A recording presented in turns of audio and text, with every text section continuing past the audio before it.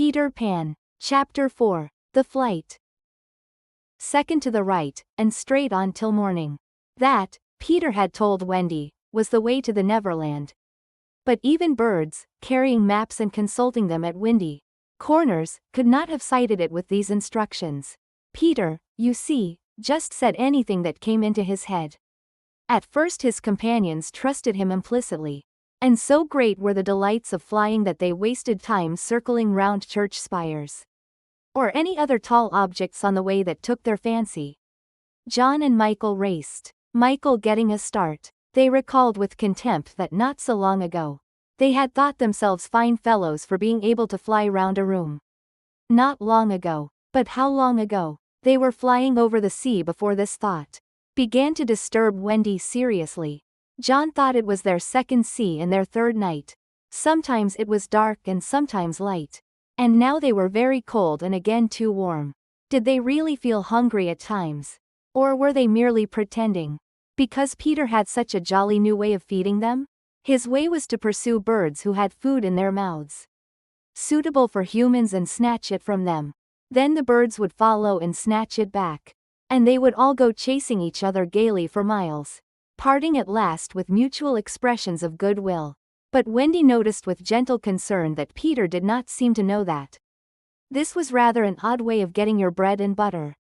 Nor even that there were other ways. Certainly they did not pretend to be sleepy. They were sleepy, and that was a danger. For the moment they popped off, down they fell. The awful thing was that Peter thought this funny. There he goes again, he would cry gleefully, as Michael suddenly dropped like a stone. Save him, cried Wendy, looking with horror at the cruel sea far below. Eventually Peter would dive through the air, and catch Michael, just before he could strike the sea. And it was lovely the way he did it. But he always waited till the last moment. And you felt it was his cleverness that interested him, and not the saving of human life. Also he was fond of variety. And the sport that engrossed him one moment would suddenly cease to engage him.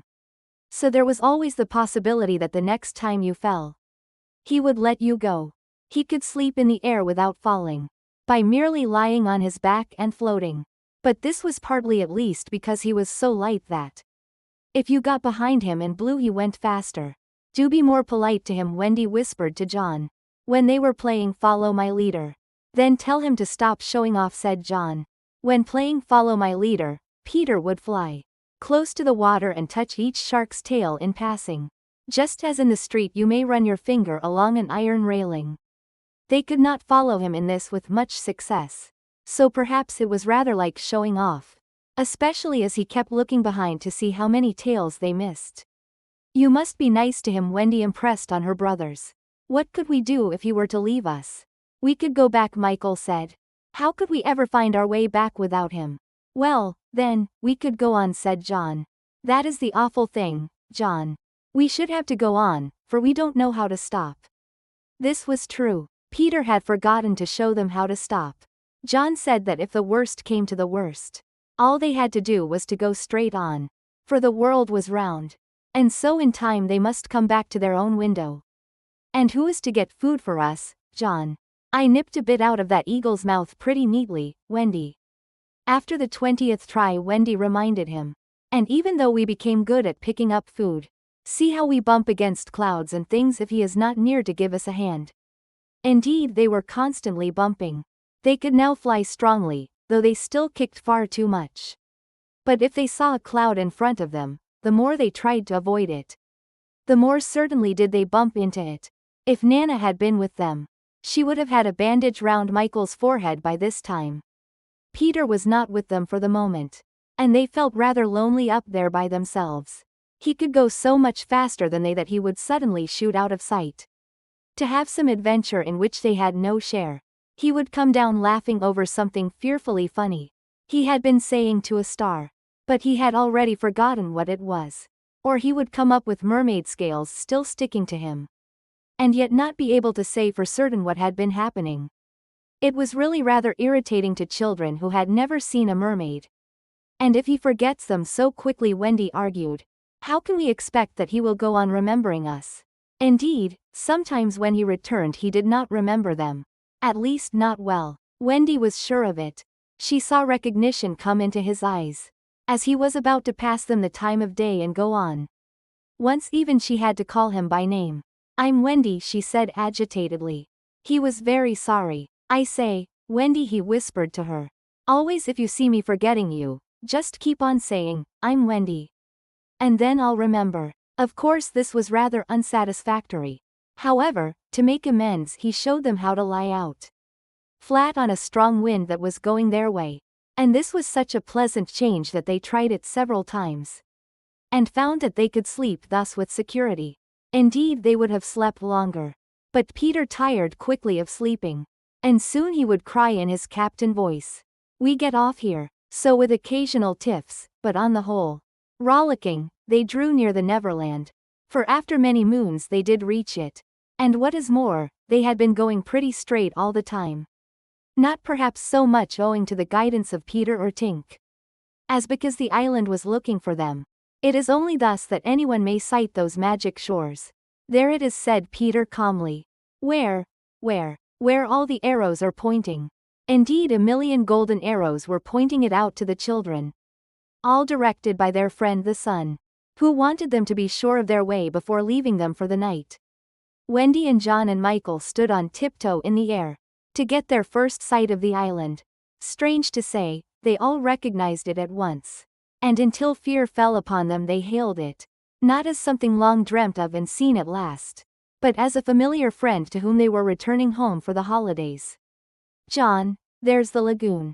"Wendy, look at the turtles burying their eggs in the sand." "I say, John, I see your flamingo with the broken leg." "Look, Michael, there's your cave." "John, what's that in the brushwood?" "It's a wolf with her whelps." "Wendy, I do believe that's your little whelp." "There's my boat, John, with her sides stove in." "No, it isn't." "Why, we burned your boat." "That's her, at any rate." "I say, John, I see the smoke of the redskin camp."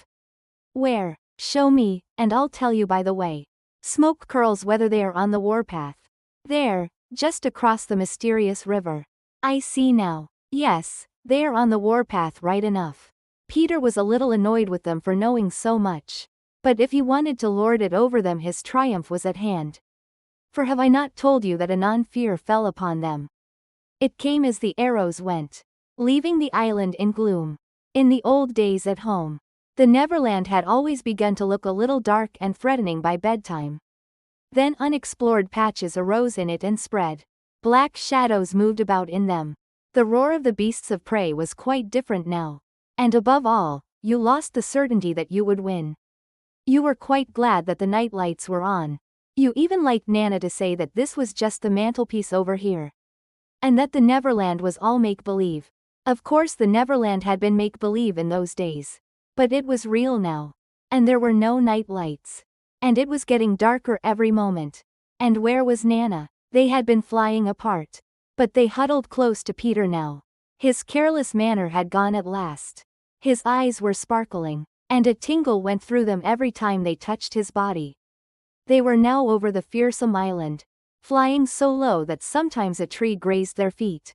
Nothing horrid was visible in the air, yet their progress had become slow and labored, exactly as if they were pushing their way through hostile forces. Sometimes they hung in the air until Peter had beaten on it with his fists. "They don't want us to land," he explained. "Who are they?" Wendy whispered, shuddering, but he could not or would not say. Tinker Bell had been asleep on his shoulder, but now he wakened her and sent her on in front. Sometimes he poised himself in the air, listening intently, with his hand to his ear, and again he would stare down with eyes so bright that they seemed to bore 2 holes to earth. Having done these things, he went on again. His courage was almost appalling. "Would you like an adventure now?" he said casually to John. "Or would you like to have your tea first?" Wendy said tea first quickly, and Michael pressed her hand in gratitude. But the braver John hesitated. "What kind of adventure?" he asked cautiously. "There's a pirate asleep in the pampas just beneath us," Peter told him. "If you like, we'll go down and kill him." "I don't see him," John said after a long pause. "I do." "Suppose," John said, a little huskily, "he were to wake up." Peter spoke indignantly. "You don't think I would kill him while he was sleeping?" I would wake him first, and then kill him. That's the way I always do. I say, do you kill many? Tons. John said how ripping, but decided to have tea first. He asked if there were many pirates on the island just now. And Peter said he had never known so many. Who is captain now? Hook, answered Peter, and his face became very stern as he said that hated word. Jas Hook. Aye. Then indeed Michael began to cry. And even John could speak in gulps only. For they knew Hook's reputation. He was Blackbeard's boatswain. John whispered huskily. He is the worst of them all. He is the only man of whom Barbecue was afraid.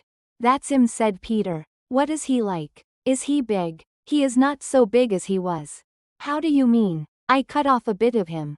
You? Yes, me, said Peter sharply. I wasn't meaning to be disrespectful. Oh, all right. But, I say, what bit? His right hand. Then he can't fight now. Oh, can't he just? Left-hander. He has an iron hook instead of a right hand. And he claws with it. Claws. I say, John, said Peter. Yes. Say, I, sir. I, sir. There is one thing, Peter continued, that every boy who serves under me has to promise. And so must you. John paled. It is this: if we meet Hook in open fight, you must leave him to me. I promise, John said loyally. For the moment they were feeling less eerie. Because Tink was flying with them. And in her light they could distinguish each other. Unfortunately she could not fly so slowly as they. And so she had to go round and round them in a circle in which they moved as in a halo. Wendy quite liked it, until Peter pointed out the drawbacks. She tells me, he said, that the pirates sighted us before the darkness came. And got Long Tom out. The big gun. Yes. And of course they must see her light. And if they guess we are near it they are sure to let fly. Wendy, John, Michael, tell her to go away at once. Peter, the three cried simultaneously. But he refused. She thinks we have lost the way, he replied stiffly. And she is rather frightened. You don't think I would send her away all by herself when she is frightened? For a moment the circle of light was broken. And something gave Peter a loving little pinch. Then tell her, Wendy begged. To put out her light. She can't put it out. That is about the only thing fairies can't do. It just goes out of itself when she falls asleep. Same as the stars. Then tell her to sleep at once, John almost ordered. She can't sleep except when she's sleepy. It is the only other thing fairies can't do. Seems to me, growled John. These are the only two things worth doing. Here he got a pinch, but not a loving one. If only one of us had a pocket, Peter said. We could carry her in it. However, they had set off in such a hurry that there was not a pocket between the four of them. He had a happy idea. John's hat. Tink agreed to travel by hat if it was carried in the hand. John carried it, though she had hoped to be carried by Peter. Presently Wendy took the hat, because John said it struck against his knee as he flew. And this, as we shall see, led to mischief. For Tinker Bell hated to be under an obligation to Wendy. In the black topper the light was completely hidden. And they flew on in silence. It was the stillest silence they had ever known. Broken once by a distant lapping, which Peter explained was the wild beasts drinking at the ford. And again by a rasping sound that might have been the branches of trees rubbing together. But he said it was the redskins sharpening their knives. Even these noises ceased. To Michael the loneliness was dreadful. If only something would make a sound, he cried. As if in answer to his request.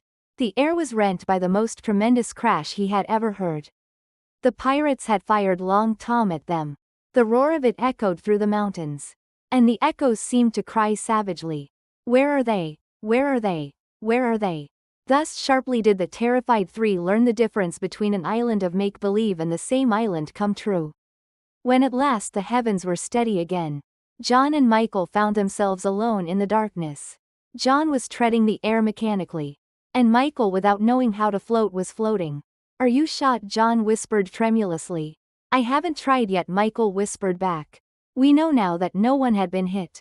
Peter, however, had been carried by the wind of the shot far out to sea. While Wendy was blown upwards with no companion but Tinker Bell. It would have been well for Wendy if at that moment she had dropped the hat. I don't know whether the idea came suddenly to Tink, or whether she had planned it on the way. But she at once popped out of the hat and began to lure Wendy to her destruction. Tink was not all bad. Or rather, she was all bad just now. But on the other hand, sometimes she was all good. Fairies have to be one thing or the other. Because being so small they unfortunately have room for one feeling only at a time. They are, however, allowed to change. Only it must be a complete change. At present she was full of jealousy of Wendy. What she said in her lovely tinkle Wendy could not of course understand. And I believe some of it was bad words. But it sounded kind. And she flew back and forward. Plainly meaning follow me, and all will be well. What else could poor Wendy do? She called to Peter and John and Michael. And got only mocking echoes in reply. She did not yet know that Tink hated her with the fierce hatred of a very woman. And so, bewildered, and now staggering in her flight, she followed Tink to her doom.